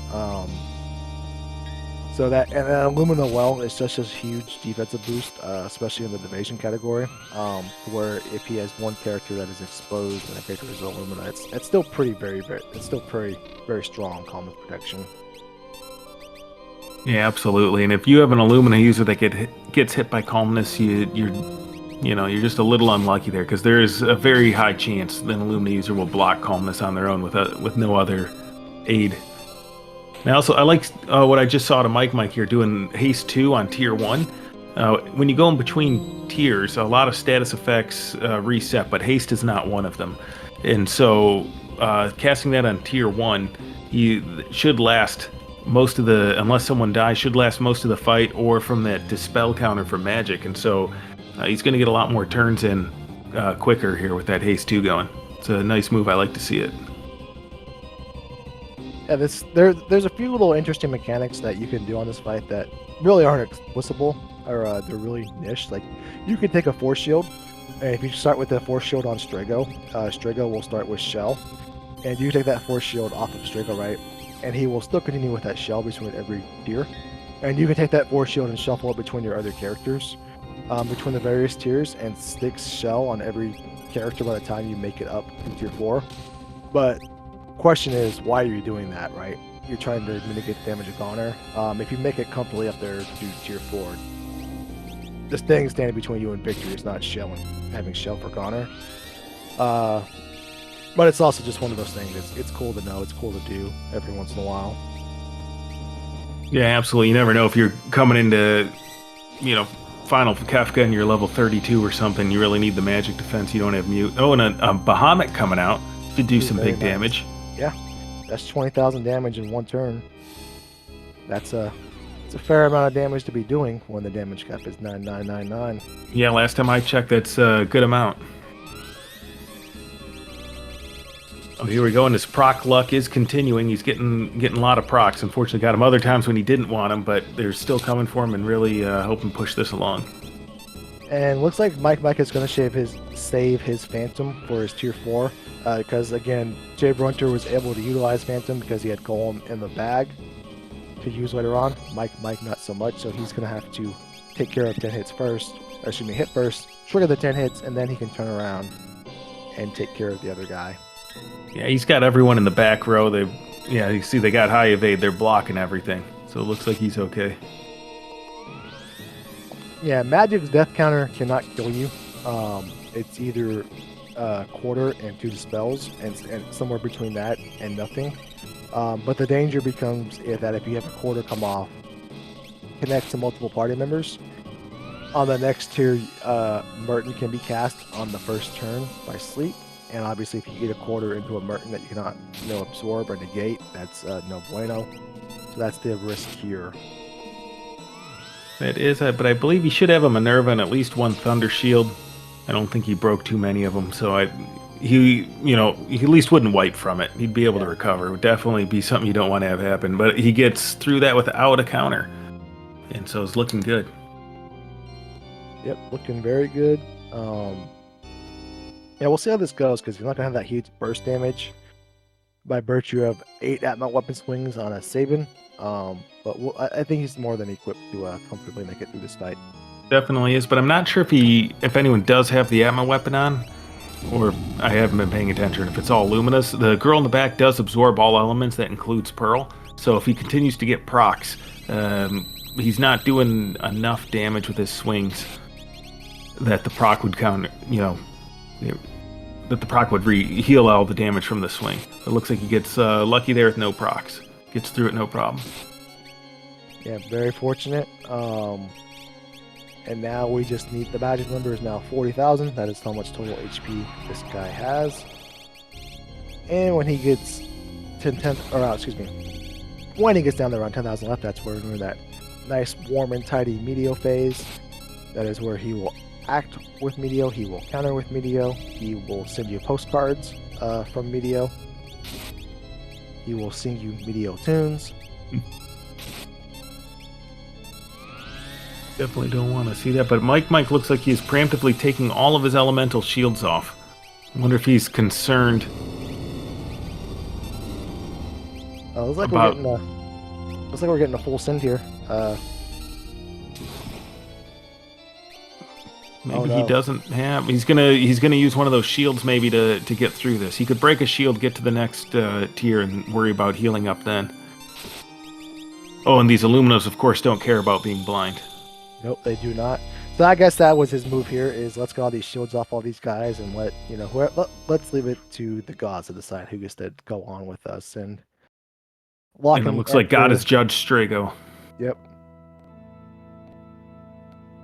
Which is too bad because he did have sketch as a strategy I was hoping to see. Because when you sketch Kefka, you can get Ultima as an attack, and that's always fun to do.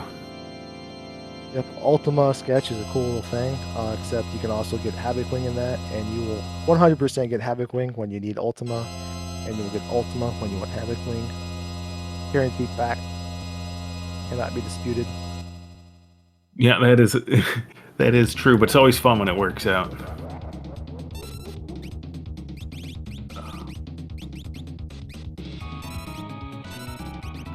Let's see, I believe he's eye-dropping Locke, but Locke, I believe, has an Illumina.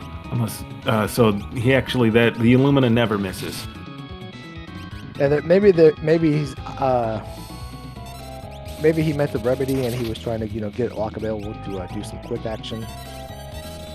Fallen 1 here, but we do have access to at least 1 Mega Elixir by virtue of winning the Magi Master fight, and that's what's going to come out. Yeah, we didn't see this come out on J-Brun's side because if you can do 30,000 damage on your first turn, it skips the Fallen 1 phase and goes straight into this Hyperdrive counterattack phase. And then once he charges Goner here, he no longer can do counterattacks. And so now you just want to throw everything you have, break every shield, throw every item at you, and then if you can kill him, great. If not, Goner's coming after this. But I believe Locke and Edgar should be fine eating Goner here. Yeah, I don't think this Goner will wipe him. This Goner's going to wipe down this Mog, though, because unfortunately he's going to come up with very limited HP. Ooh, we're getting multiple swings in. Yeah, this haste too. That's a great thing about having haste on this tier. If we were hasted, you have a good chance of being able to get multiple attacks in before Goner comes out. Yep. We are dangerously close to the finish line. Let's see if he's going to push it or if he's going to slow down the aggression here a little bit. He's going to slow it down, get some meat shields up, because in this part of the fight, Kefka can do Havoc Wing back to back, and Havoc Wing is no bueno if he does it twice, and you only have 2 characters alive. So get some warm, fresh bodies to stand between you and that Havoc Wing, and then eventually he will start charging up Goner again. On Revenger, you really want to see a Revenger here. All it does is remove your haste and things like that. Yeah, he can act twice in his 2 turns here. He can do Revenger, he can do Havoc Wing, or he can do both. But yeah, now we are Gonering one more time, but we just gotta do a little bit of damage to knock this guy off, and knocked off he is. GG for Mike. And there it is. Yep. GG to Mike. 1:35:51 is his time in the race room.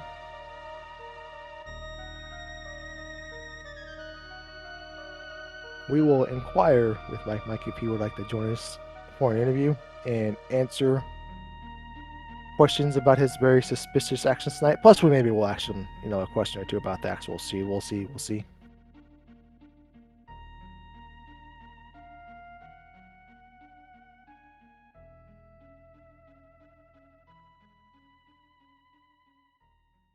And just a reminder, these two talented runners are part of our Ultras League. Mike is doing the wrong voice channel in the wrong Discord, but we'll give him a second to get in here. Oh, yeah, while we're waiting for him, so anyone that's unfamiliar, this is Ultros League, so it's kind of the league of Worlds Collide Randomizer. There's 4 divisions: Tonic, Potion, Elixir, and Mega Elixir. Tonic is all the entry level newer runners. Potion next level up, Elixir and Mega Elixir, and so on. And so we had some Tonic runners here tonight and had some excellent runs. These are very good times. Love to see it. And so anyone that wants to join, it's very welcoming for any new runners if they'd like to do it. All right, we are joined now by Mike. We got the Discord situation sorted out. Mike, my dog, can you hear us? Can you hear me? I can hear you. Mike, I got tons of questions, but before I start throwing out those fastballs at you left and right, GG's my dog, 1:35:47 was your official time. How do you think the seed went for you? Oh man, it was a bit of a train wreck. I found that your Illumina procs sometimes when you don't want it to. Yeah, absolutely. You had a little bit of bad luck on that one for sure. Also, Sabin was at Fnatic's tower. That's sad. 'Cause I bet Sabin led to like Cyan and a bunch of good checks that had Espers, some of which may have been Calmness Protection. Well, you would be right with that guess. It did lead to Cyan. The Calmness Protection, though, was up at Kefka at Narsh. Golem was up there. Okay. Which was definitely a choice that you made early in the game to go check out the Lone Wolf and peek that Kefka at Narsh, and then, it's tough to do it at that point, so you didn't do it. Whereas J-Brun saved it and did that later, so I ended up doing it while he was up there doing Lone Wolf, which, worked out for him. And that's just kind of the break sometimes. But yeah, great run. Do you have any questions, Glue? Oh, I got tons of questions. First off, Mike, do you think possibly some of the unfortunate proc RNG could have been a product of you refusing to pet Interceptor in your seed in your playthrough? No, I went back to pet the doggo and he was gone. You saw me go back for him, and he thought I abandoned him, and then he abandoned me. No, in that room, once you leave the room, he is gone. But little known fact for future seed that he can fly right on up to Nobles, and there's 2 dogs are always there. So if you ever come across that scenario again, I think that's what makes turns veteran runners into expert runners, is knowing things where the dogs are and when to pet them. Yeah. So there's 2 up there to pet at all times. I deserve that RNG. I think it's a byproduct of not petting the dog. So Mike, I got a question for you. In the beginning of the game, you went to the Narsh weapon shop, and you had a choice of an Esper or an Illumina, and you chose the Illumina. Can you walk us through why you did that? Yeah, I had an Illumina user for sure, and I had offense set from the get-go if I picked the Illumina. Espers usually work their way out later. They didn't this time at all, and we went on mad Esper hunts, some of which required having pincer attacks with no warp stones in the Veld. That's cool. But yeah, I wanted offense. That's why I went for the Lumina. Yeah, it absolutely makes sense. Unfortunately, went on a bit of an Esper hump, but that's something you can't know. And I think it's a great choice grabbing that Illumina. And I peeked Edgar in at one of Mog's checks, and I thought that was really good because I found a character early, and I was just going to chase Edgar and chase characters, so I got characters that led to fast checks. But the real fast check characters were Sabin, which would have been really easy to do the tower to because Mog had natural berserk. So you could just berserk Illumina your way through whatever was there. Yeah, but unfortunately, that does happen sometimes. Your logic and everything was sound. It's just sometimes those are the breaks. It happens. Did you see late in the seed we 3-manned the seed for a while until about to do RNG cave and seeing that we were all level 40, so brought Mog back? Yeah, that was a great move because you it really worked out for you. I was able to, we did notice that and made comment on it, and that worked out great for you on that particular fight. So it was a great, I guess, foresight from you there. Sure, absolutely on purpose. Right. Yeah, so again, Mike, GG's. Thank you personally for agreeing to do your week 2 run on the restream for our enjoyment, or in my case, my pain, my anger, my sorrow. But no, we really do appreciate you volunteering your run, especially SpeedGaming appreciates it, the audience appreciates it. We all appreciate you. Going forward, knowing that Jay Brunter is bringing the goods, what do you think you got to do to catch up to him the rest of these weeks? Yeah. I'm not. My last seed I ran a 108 PB. So I gotta think that the averages work a bit more in my favor going forward. But he's running really good, so I'm gonna need to be right around 80 minutes, I think, on average to beat those times. But I think I can do it. So it'll be a fun race going forward. All right, very well said. And before we let you go, is there anything else you want to plug? You got coming up personally on your own channel or on your own interest that you have to give a shout out to?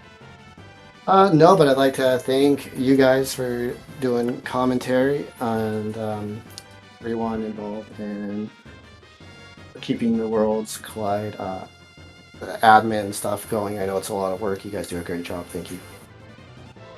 All right, you bet. And GG's, and you have a good night.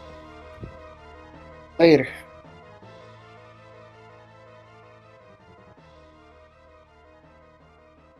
All right, Papa. Before we go, I thank you again to Jay Brunter. Jay Brunter said he had to bolt. He didn't have time to do an interview. He had some previous commitments that were crunching his time. But thank you again to Jay Brunter and the great display of Quake. Not every day you see Quake, and we mentioned that many times. Definitely gave me something to think about going forward and not passing up on those Gaia gears. And yeah, thank you again. I also like to thank SpeedGaming for allowing us to play video games with friends in front of their audience. We appreciate y'all for allowing us to do so. I'm going to give a personal thank you to Joker for hosting us, tracking us tonight, keeping us in check. Joker, we appreciate you, and I will pass it off to Papa Shango to give us a good night. Well, thank you, Drinks Glue. It was a pleasure doing commentary with you. Always great to hear your wealth of knowledge of the game and, organizing, keeping everything together. Joker Mage, thanks for putting this on. SpeedGaming having us. Love having the audience and spreading our great game here at Worlds Collide. Anyone that liked what they saw can join us at the Final Fantasy VI Worlds Collide Discord. Very welcoming and friendly community, always willing to help out newer runners. People, jump over each other to answer new people's questions and to really give their advice and help and get as much going as they can. And of course, the runners, Mike, and Jay Brunter, for volunteering their time and racing their async live and giving us the opportunity to do this. So, yeah, great. Thanks, everyone, and have a good night.